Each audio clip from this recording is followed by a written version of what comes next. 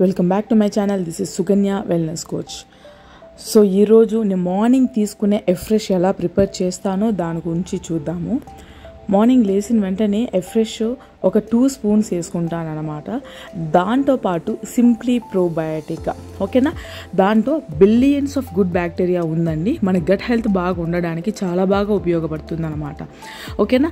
అది తీసుకున్న తర్వాత ప్లస్ ఒక 2 ఆలో ప్లస్, ఇది ఆలోవేరాలో, దట్ మీన్స్ చాలా బెస్ట్ గ్రేడ్ నెంబర్ 1 ఆలోవేరాని సెలెక్ట్ చేసి దాంట్లో నుంచి తీయబడిన ఒక గుడ్ సప్లిమెంట్ అనమాట.